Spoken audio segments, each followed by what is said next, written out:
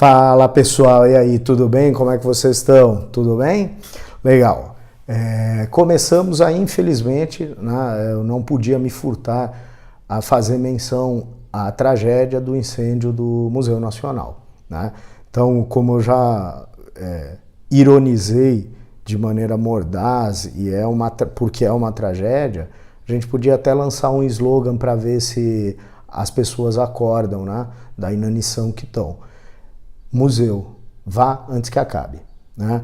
Porque infelizmente a cultura está em segundo plano, ou deixar a cultura em segundo, terceiro ou quarto plano está começando a cobrar agora a conta de você negligenciar durante anos esse tipo de conhecimento, esse tipo de saber, essa produção que é tão importante, né? Como eu já tinha comentado em alguns lugares, provavelmente só vai ter uma dimensão mais clara, mais precisa dessa tragédia, pesquisadores, pessoas ligadas à pesquisa, especialmente aqueles ligados à área de ciências humanas. Esses têm uma noção um pouco mais precisa da riqueza que o Museu Nacional representava, como diversas outras instituições ligadas à cultura, algumas de ensino, outras não, mas essa riqueza acabou se perdendo, como será ou como ocorrerá com diversos outros lugares, a menos que nós mudemos o nosso comportamento em relação a isso, né? Mudemos a cultura de lugar. Trabalhemos para que a cultura material e imaterial tenha uma relevância maior no nosso dia a dia, né? Pediram para que eu comentasse, fizesse comentários sobre as avaliações no sentido de conseguir identificar pontos para a gente melhorar de agora para as avaliações externas, tá? Então vamos lá. Primeiro, a consideração, acho que eu já conversei isso em algumas salas, a ideia é a seguinte: terceiro bimestre, é inegável que você tem duas situações que marcam o terceiro bimestre.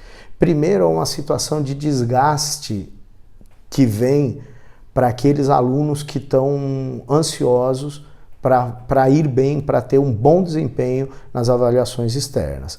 Então, esses alunos, algumas vezes eles se cobram muito. Houve casos de alunos que me procuraram e falaram assim: professor, eu estou estudando por conta, você pode me passar alguns temas que são recorrentes e que é importante eu me aprofundar um pouco mais? Isso mostra que alguns alunos eles estão com um projeto muito claro de ter um bom desempenho nas avaliações externas e evidentemente internas, o que causa um cansaço, o que causa um desgaste. O segundo problema pode parecer contraditório, mas não é. Esse caso eu acho que é a maioria ainda dos alunos. Você tem uma situação de retorno do período de férias. Então é um período que, na maioria dos casos, o aluno simplesmente deixa de ter a conduta cotidiana de estudo. Isso é absolutamente natural para a nossa estrutura de educação. Então, nas férias, muita gente não chega nem perto de qualquer coisa escrita. Né? Nem filme. Tem um cineaula, o cara não tá nem aí pro cineaula, o que ele quer é fruição total e completa.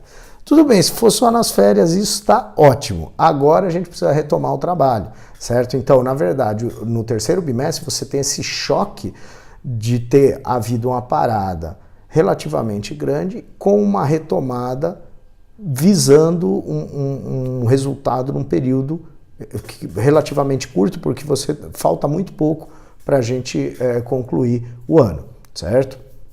Então, vamos lá, vamos aos pontos que interessam.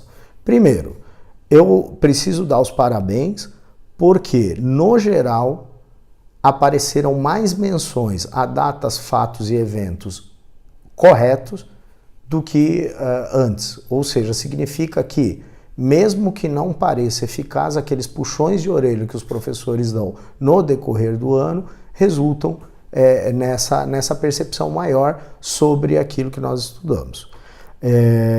Então, Primeira coisa, isso é bom. De novo, qual é o lado negativo em relação às questões? A despeito de aparecer esses conceitos corretos, o conceito em si, ainda tem um grande problema em relação à resposta que vocês dão. Primeiro problema fundamental e que é fácil de resolver até o fim do ano. Letra legível. Letra legível. Bote isso na sua cabeça. Cada vez que você vai escrever um documento, a letra tem que ser legível para alguém que não te conhece. Entendeu? É o corretor das avaliações externas, ele não tem uma experiência prévia com a sua letra. Então, ele vai ter que comer um dobrado para corrigir a sua prova, sendo que ele precisa corrigir centenas de outras provas, certo? Então, sempre falei, letra legível. Coesão e coerência. Então, a resposta que você constrói tem que ter começo, meio e fim, tem que ter coerência no desenvolvimento dos argumentos e tem que ter uma conclusão que te permita verificar que você entendeu aquilo que você está falando, certo? Então, isso é importante, coesão e coerência. Se você falar assim, eu não faço a menor ideia do que você está falando, tem uma videoaula que é só sobre isso. Assista lá. Além disso, como eu já falei, desde antes daquela videoaula, vocês têm aula de português de redação, então aproveitem e explorem isso. É fundamental, certo? Daqui a pouco eu vou comentar, também foi um pedido, mas de um pessoal que tá mais terminando o terceiro ano, de um grupo específico, mas porque eu fiz uma menção sobre o sistema escolar, sobre o que o sistema escolar espera ao você terminar de cruzá-lo, tá bom? Então, letra legível, coesão, coerência, preocupação em deixar a letra legível e colocar uma resposta clara. Atenção, isso pode parecer simples, é simples e faz uma diferença gritante quando você faz isso correto, de maneira séria. Leia com calma a pergunta, entenda a pergunta, depois você vai tentar respondê-lo, certo? Tem gente que lê uma vez a questão, acha um termo lá, uma palavra na frase, na questão, no enunciado e sai correndo e escreve uma resposta gigantesca sobre aquela palavra, quando na verdade a questão não estava te pedindo esse comando, ela não estava te mandando fazer aquilo que você está fazendo, certo? Então, nós já conversamos sobre isso, tem lá na videoaula, tem uma série de itens que estão ligados aos comandos das questões, dê uma olhada lá, sempre bom, tá bem? Então, falando muito rapidamente, eu vou fazer uma síntese bem grande sobre o sistema escolar em si, né? Se você quiser, você falar assim, cara, eu não quero ouvir isso daí, estou cansado do sistema, eu odeio o sistema escolar. Então faz o seguinte, pula esse trecho e vai para o Cine Aula, que eu vou comentar 2 filmes interessantes, especialmente para esse momento que a gente está de crise da democracia, a gente vai enfrentar.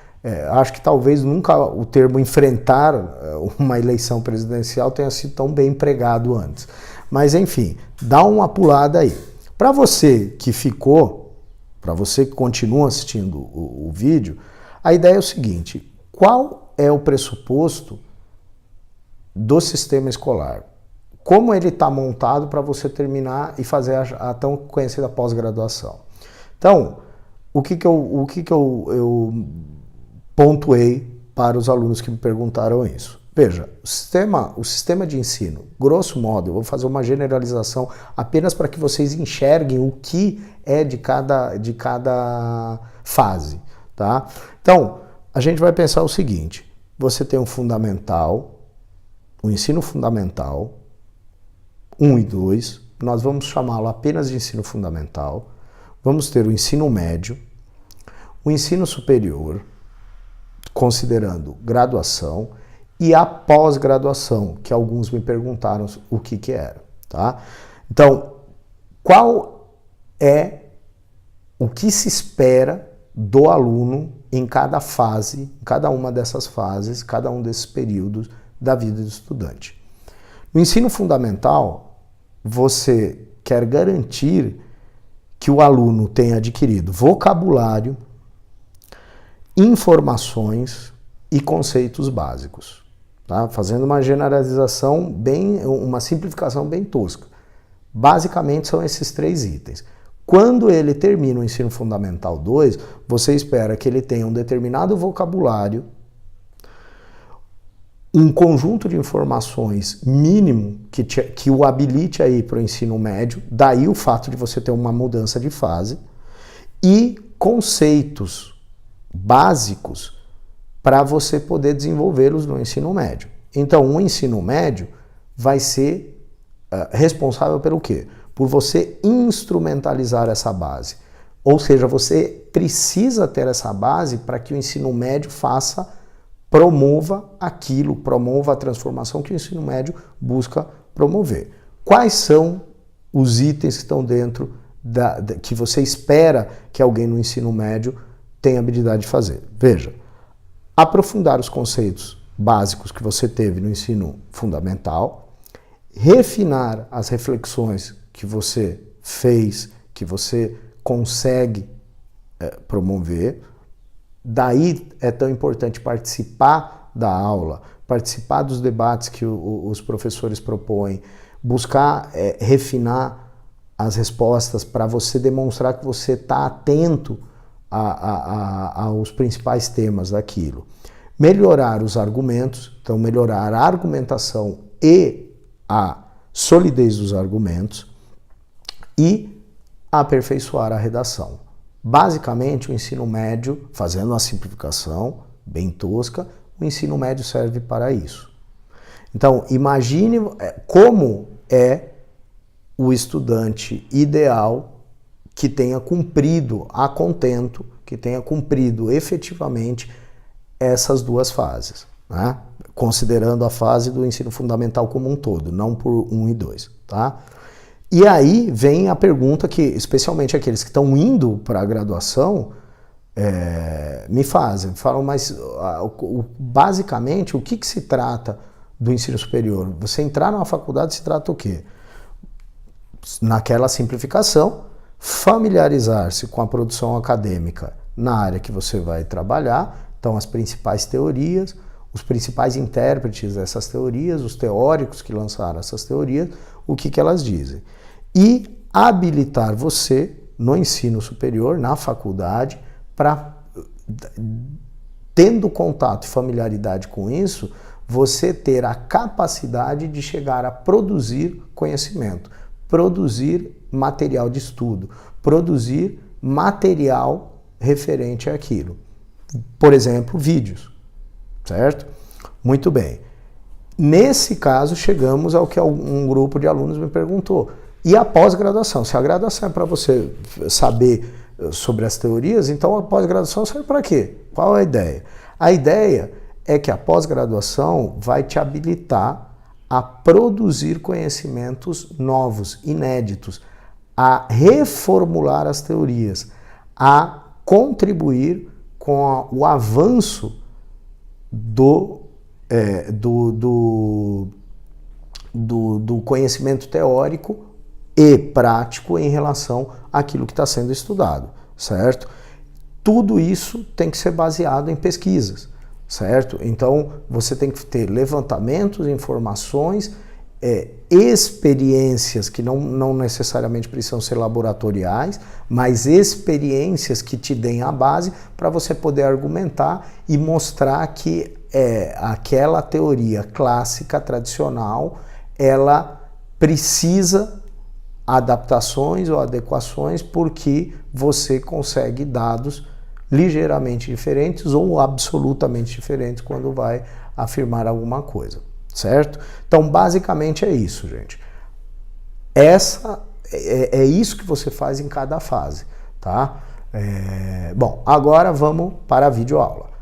Tudo de bom? No próximo vídeo, na próxima videoaula, a gente volta a tratar especificamente de temas, de conteúdos que vão cair nas avaliações internas e nas avaliações externas, tá bom? Um abraço, até mais, tchau, tchau.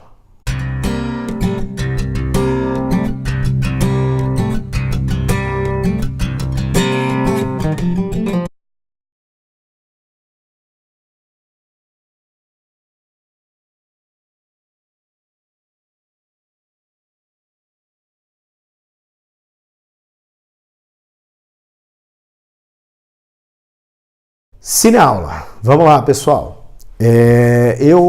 Devido a um conjunto de debates que nós fizemos em alguns lugares,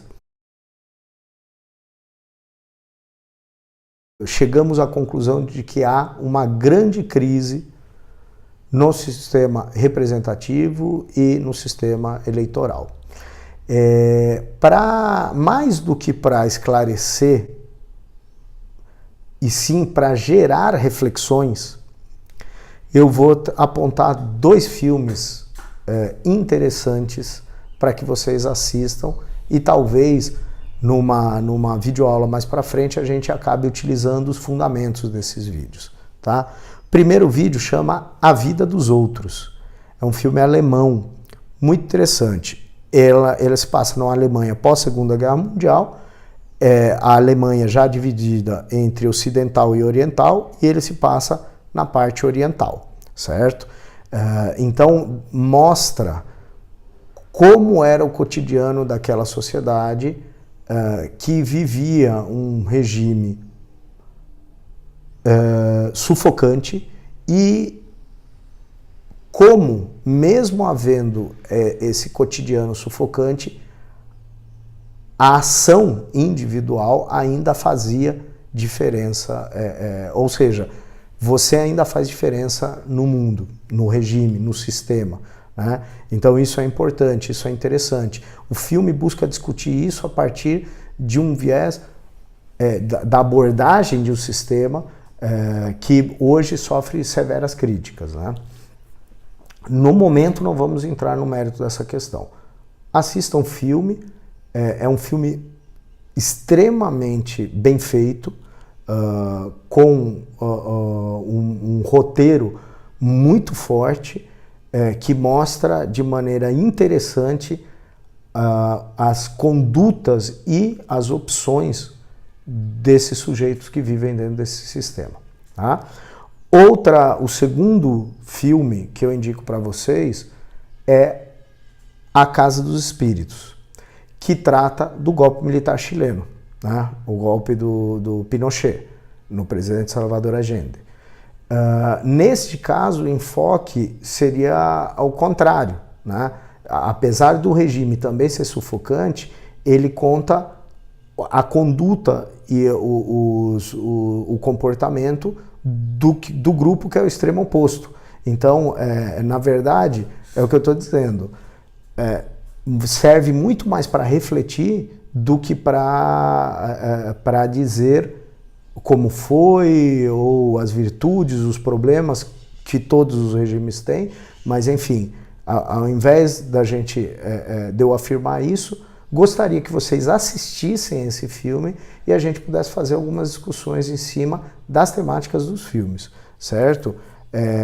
Apenas vou pontuar uma coisa que talvez para aqueles que estejam às vésperas de prestar uma avaliação externa, de fazer uma avaliação externa, cuidado com os vídeos, cuidado com os textos que circulam por lugares não acadêmicos, tá? Por quê? Porque eu recebi uma série de vídeos, isso tende a piorar muito quanto mais próximo da eleição a gente estiver. Não acho que imediatamente após a eleição isso vai parar, acho que isso ainda vai ter um fôlego até acalmar, mas conceitualmente esses vídeos trazem aquilo que nós já discutimos em sala de aula, para encerrar, é aquilo que nós já discutimos em sala de aula sobre o coronelismo, certo? O brilhante texto do professor José Murilo de Carvalho, para começar, para abrir a discussão sobre o que era coronelismo, ele diz o seguinte: o conceito já está tão alargado que ele já não explica mais nada. Então, cuidado conceitualmente com essas informações. Os dados acadêmicos vocês conseguem direto na academia.